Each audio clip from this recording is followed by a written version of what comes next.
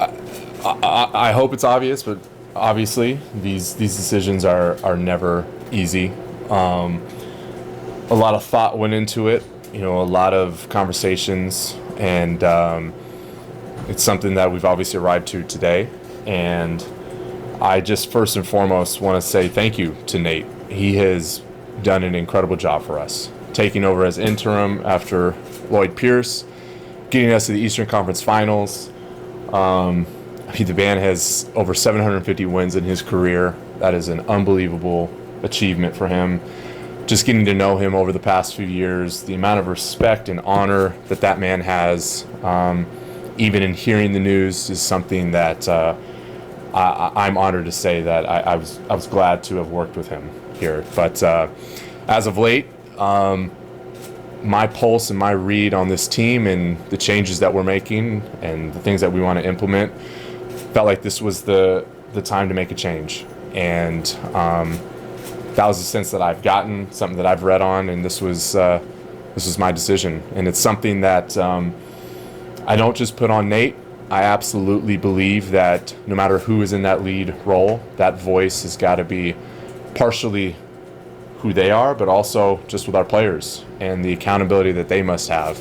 At the end of the day, they have got to they've got to own their stuff. They've got to own their roles and their own professional habits, take accountability towards one another. It can't just always be on the coach, but I do believe that there was slippage, and there was this was an area that we needed to address in order for us to continue to build out how we want to build out here in Atlanta. So just want to start off by saying that.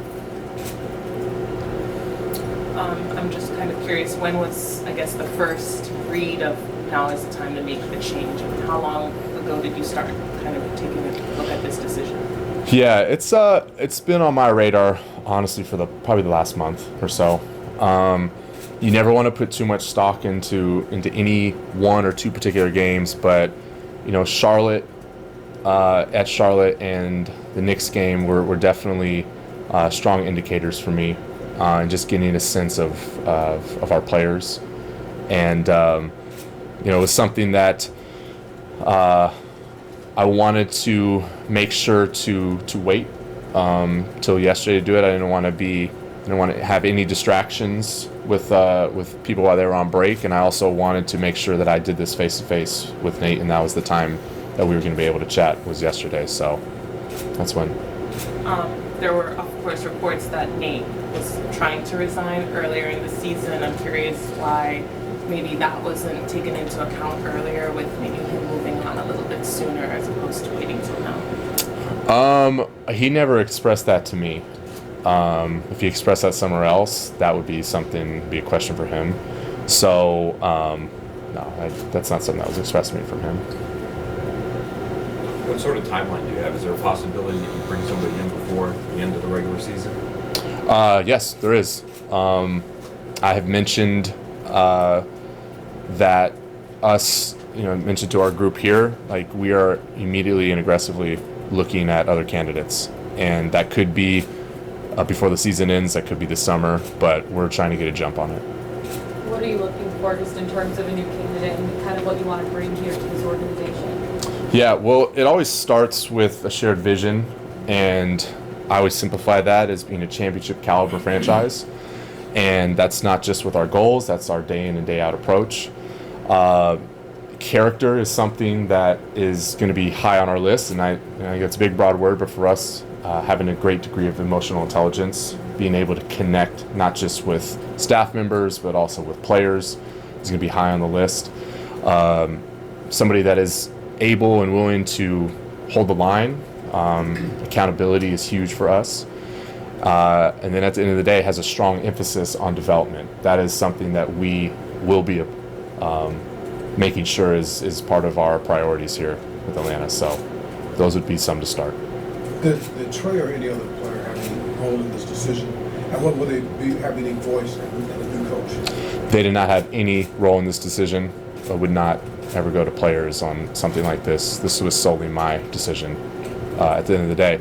As far as a new candidate, to me, our objectives and our values are clear, and players fall in line with those as well. So don't necessarily need their feedback on who that will be. When you said in the statement released by the team yesterday that you felt it was time for a new voice, to what extent is that you feel a need for a new message, or a need that a voice that the players will heed to they'll actually have the players lost attention? For sure. No, it's probably a little bit of both. Like from the messaging standpoint, just how the game is communicated, what's expected of them just on their own roles is something that's important.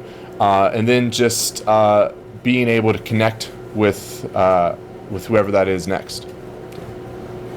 Have you had a chance yet to speak to any of the players or meet with the guys and let them know? Yeah, so we've met with the players, with the coaches that are still on staff, with the entire staff in basketball operations, connected individually with the players yesterday, connected individually with the coaches, wanted them to hear our expectations and for us moving forward what that's going to look like. How big of a quality is motivation from a head coach that you want? Is that something that you potentially saw as lacking towards the end of Nate's time here? Yeah, absolutely. Motivation is going to be crucial, and that can come about a number of ways. And absolutely hoping that this next candidate, whoever they are, that they're able to do that. Do you have a number one candidate in mind right now? We have a pool of coaches that we're looking at right now. Have you already started that process of speaking with them? We have. We're reporting that you are looking possibly to bring in Quinn Snyder during the season. Can you either confirm or deny that? Or Yes, Quinn is a part of that pool. And that's somebody that we will consider for sure. Does the fact that he's available is that a factor? Make it easier? It's a factor in the sense that I feel comfortable mentioning his name, but there's other candidates that I don't want to mention because they're part of other teams, and that I want to honor them and make sure I'm respectful of other teams and their whole process with their guys.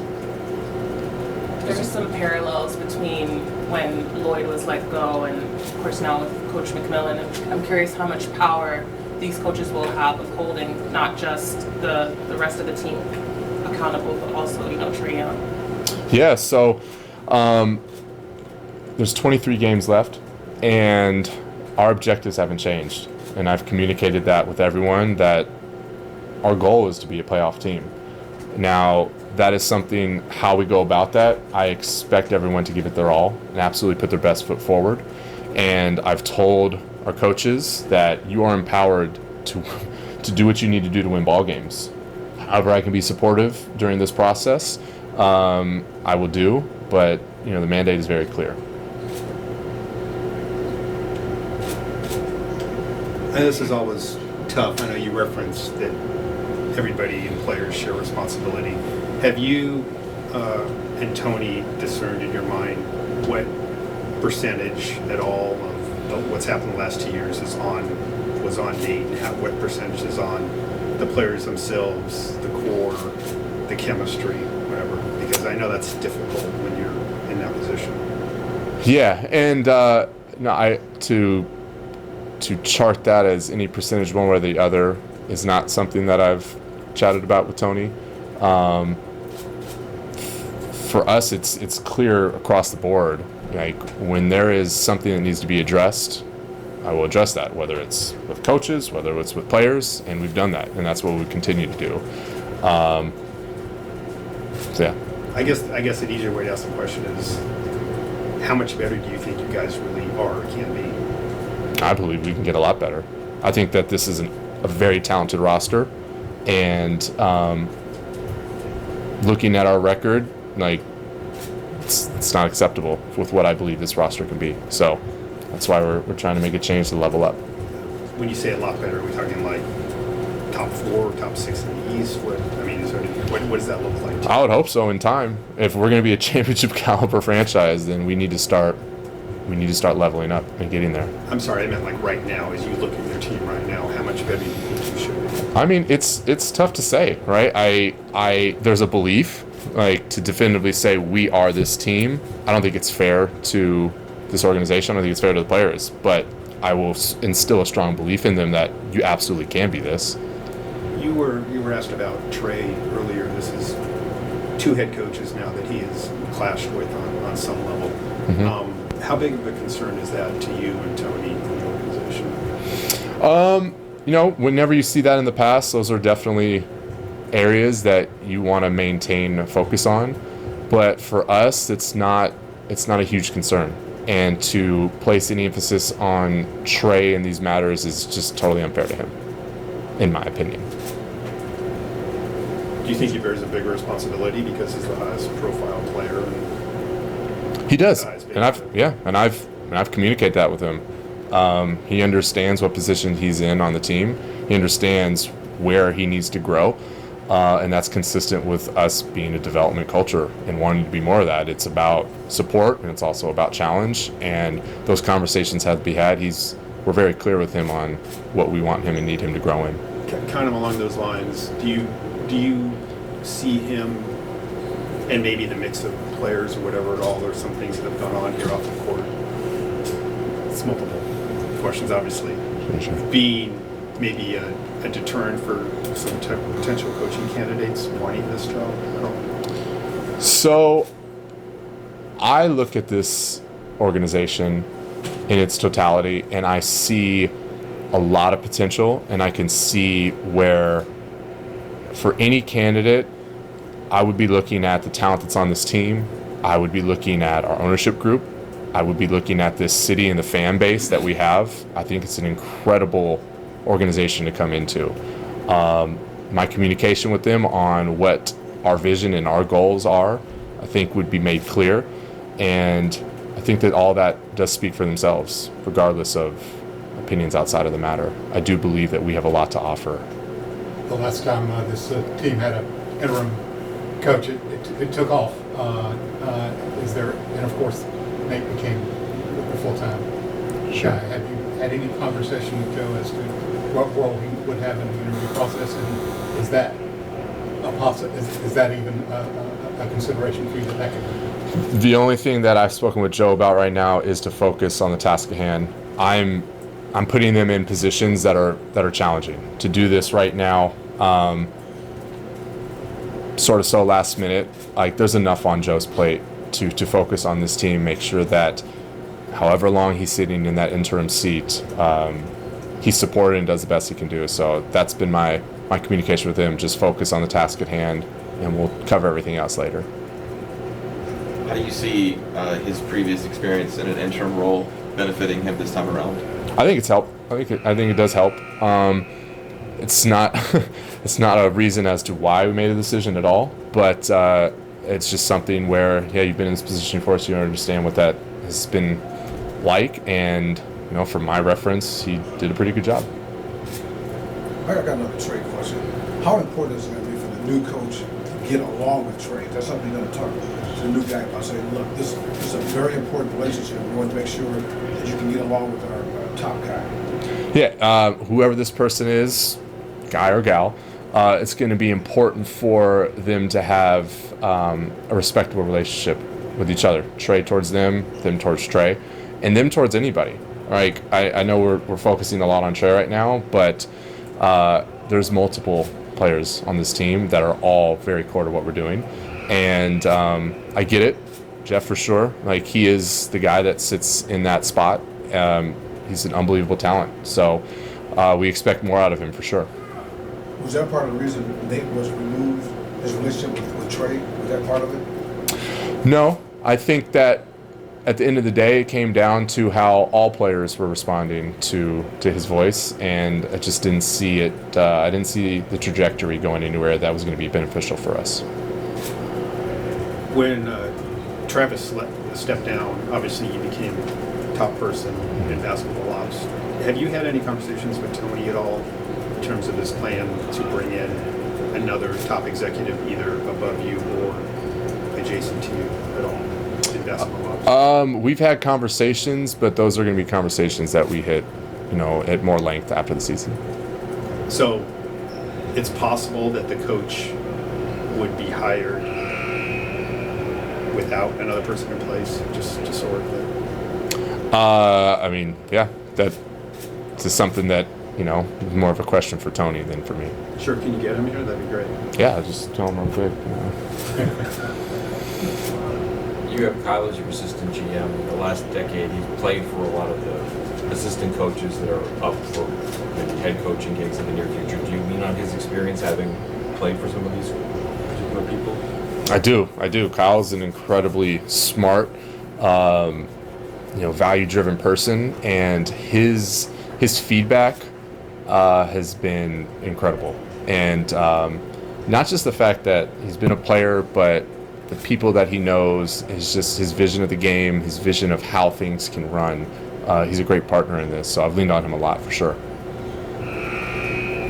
Would you say you don't expect money to be a roadblock if you are, for a guy like Quinn or something, you feel like everything's going to be good financially? Oh, yeah, I do. This organization wants to win. Our ownership group wants to win. We have all the resources in place to make good, sound decisions. Is there any way to quantify how many, because you guys are entering a situation after the season, as you know, you do have the draft pick this year, but limited number after that. You have some cap issues. You're going to have a big issue coming up with DeJounte here in about a year. Is there any way for you to know right now how many significant changes you think will be or should be made to the roster moving forward? Those are all areas that we have in mind, but I also believe we have a pretty creative staff on how to best address those. And to say definitively right now what that will look like, I don't have that. Do you see existing problems now with the team in terms of chemistry, fit, what you want to do moving forward? Yeah, I see growth areas for sure. And those are areas that I speak privately with the players about, collectively and individually. So they're well aware. I'm not just going to sweep things under the rug. I know you gave Jeff a quote of like making this move is kind of lighting a fire underneath the players. Why do you think that the players needed a move like firing Nate to light that fire underneath them? I think it comes down to a voice. I also think it comes down to my answer to an earlier question about how these decisions don't always happen in a vacuum, and that if they're unable to take ownership themselves, then a move like this is sort of a moot point at the end of the day. So whenever something like this does occur, it adds a different level of variability that we can get. So my encouragement to them and my belief in them is to respond well. Who did you not see as taking ownership? Sorry? Who did you not see as taking ownership? No, I'm saying collectively as a group and how they play. If you don't mind sharing, what are maybe some of the elephants in the room of conversations that maybe you've had with the interim coach about the things that need to be addressed, coming up for the rest of the season? Yeah, so I'll keep those private. Those are conversations that I only have with coaches and players. Gotcha. Was this decision unanimous? The Nate decision among management and ownership? Did everybody agree on this? Ultimately, this came down to my decision. That's the end of the day. We have discussions about the why and have discussions about how to proceed going forward. But ultimately, it was me that made the decision that started this whole process. Back to the response of the players. Obviously, you haven't seen them respond on the court yet. But what was kind of that conversation like with them whenever you had initially told them? About the change in the coaching, you're saying? It was one where they've been in this business, they understand, and they see it around the league. For me, and the communication with them was just about this. These are moments where we don't just place it on one thing or one person. Like, these are moments where we all have to look in the mirror. And what is it that you can own? What is it that I can own in this particular moment for us to be better? But these are the moments that you do need in order to have some progression moving forward. And so they understand what's been done. They understand what the mandate is, the objectives. They understand too what I expect out of them.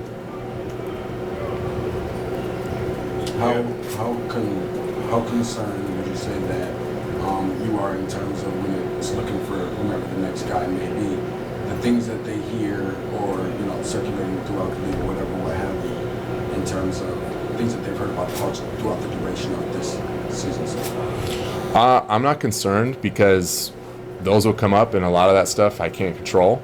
And if they have questions, in that process, if it gets far enough along, I will absolutely address that head on, and they can hear from me. Any final questions? All right, thank you, Landry. Thanks, everyone.